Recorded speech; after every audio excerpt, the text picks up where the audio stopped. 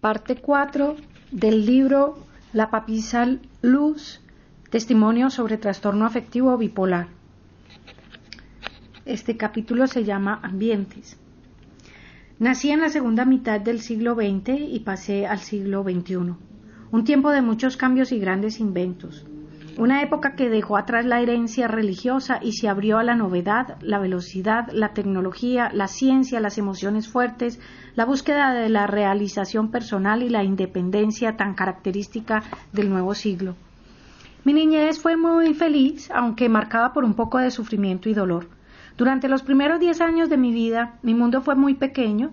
Se reducía a ir al colegio, hacer deporte, recorrer la ciudad en bicicleta y jugar con mis amigos de infancia.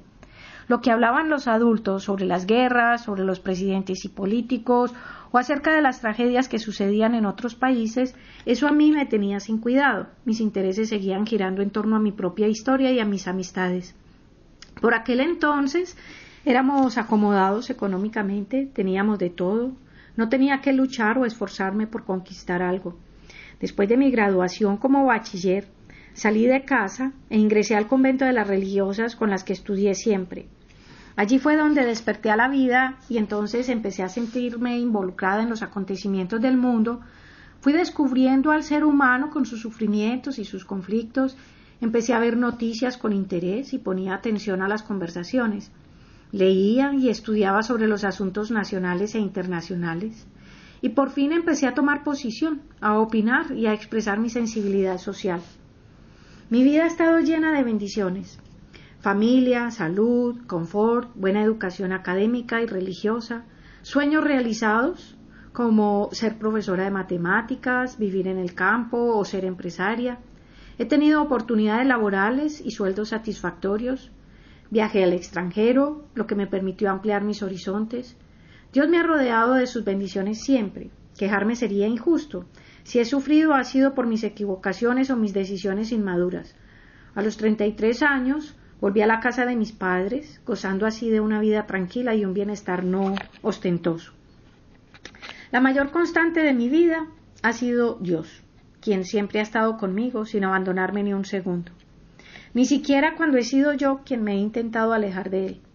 La experiencia de Dios atraviesa todos los acontecimientos vividos y las transformaciones experimentadas.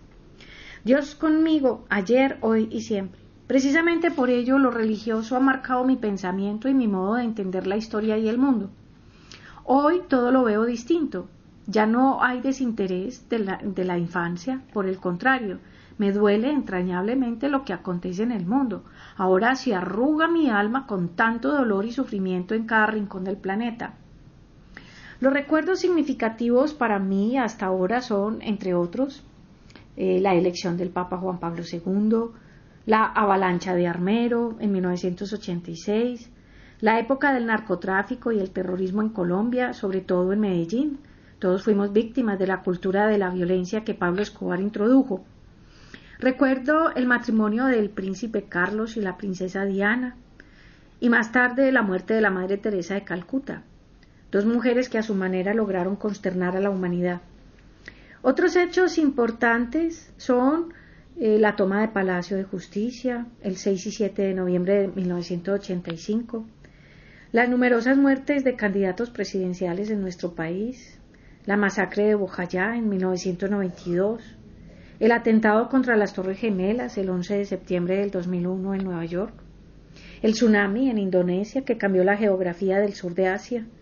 Recuerdo cuando se declaró el fin del régimen comunista en 1991, el fin de la Guerra Fría.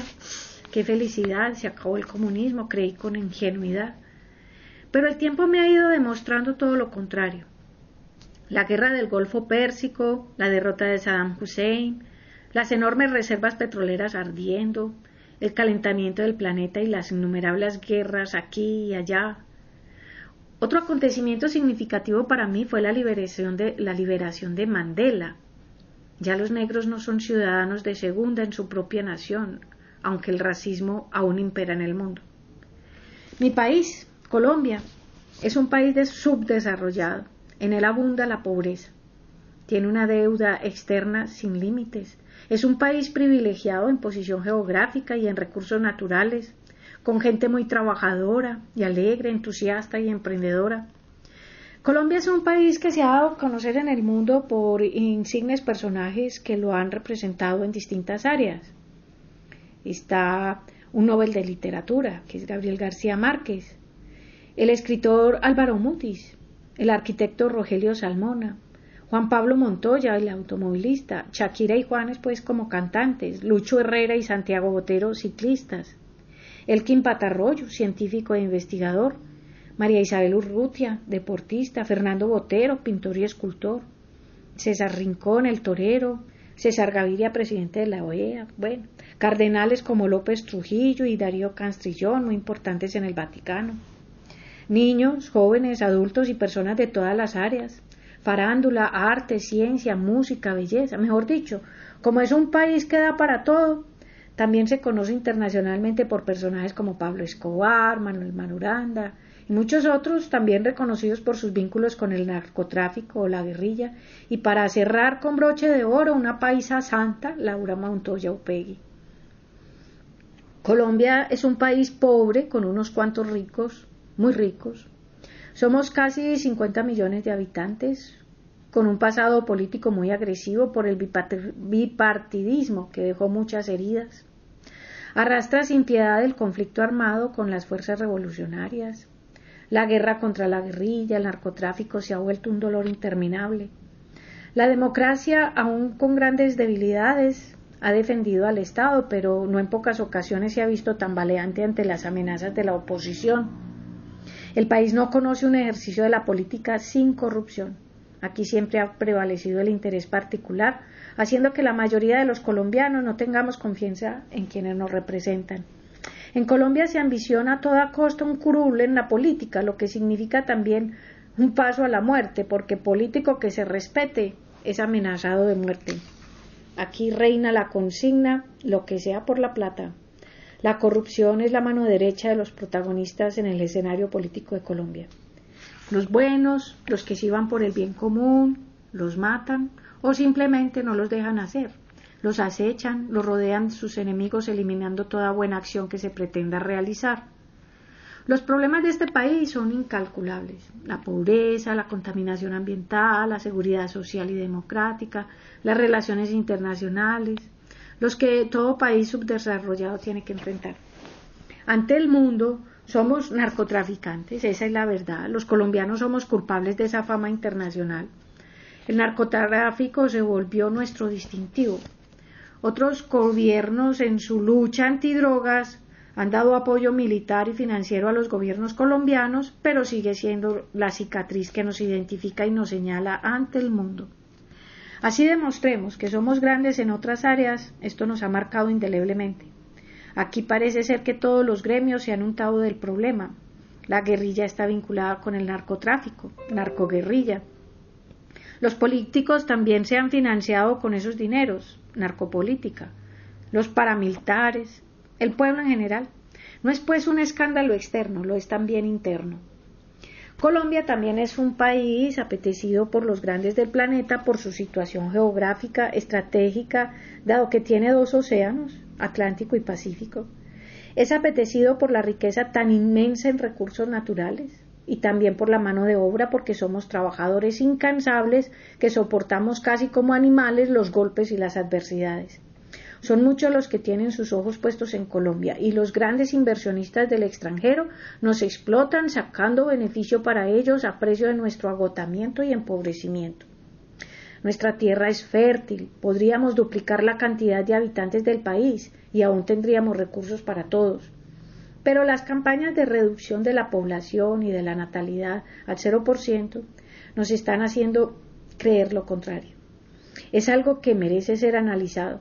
Nuestra economía podría tener los alcances de un país desarrollado, pero la opresión marcada por la deuda externa nos tiene ahogados, sin aire, como cuando un excelente buceador intenta salir a la superficie, pero una fuerza enemiga se lo impide desde fuera.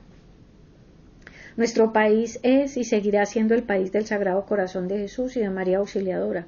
Yo estoy convencida de que Dios tiene puestos sus ojos en nosotros como en aquellos lugares del mundo donde se ha sufrido y se ha derramado tanta sangre, Él ha escuchado y sigue escuchando el clamor de su gente, sus lamentaciones, y atenderá nuestras súplicas, así como liberó al pueblo de Israel de la esclavitud de Egipto. Sé que Él librará a los pueblos de hoy que imploran liberación. Dios sigue siendo mi esperanza. De no ser así, apagaría las luces y cerraría este chuzo, como decimos los paisas. Y bueno, a nivel personal, los acontecimientos significativos para mí han sido entre muchos, pues viajar al extranjero, la muerte suicida de un amigo, evangelizar en veredas recónditas de nuestras montañas, experimentar la locura sin buscarla, la muerte de mi abuela paterna, haber sido aplaudida y también burlada en distintas ocasiones, mis soportes intelectuales allí donde he laborado, vivir sola e independiente, sobrevivir a varias caídas mortales, experimentar la decepción en el amor, volver a casa de mis padres después de tantos años, huir de la realidad tomando decisiones equivocadas, dirigirme a públicos muy numerosos, encontrar personas tan maravillosas en mi camino, las tareas de evangelización en las parroquias y muchos otros acontecimientos tan diversos e indescriptibles que daría lugar a una narración biográfica muy extensa.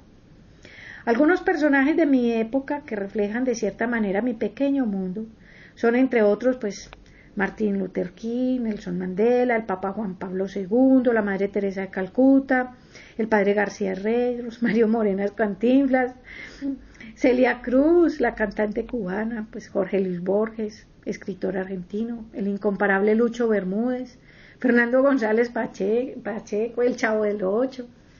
Es apenas obvio que al referirme a estos personajes de mi adolescencia y mi juventud, suscitaré alguna sonrisa en los que son de mi generación. Por otra parte, en mis años de adultez, son otros los personajes que han suscitado en mí asombro y admiración, como es el caso del científico Stephen Hawking, el maestro Dalai Lama, el líder político Mikhail Gorbachev, la dama de hierro Margaret Thatcher, Bill Gates y otros recientes como los creadores de Google, Larry Page y Sergey Brin.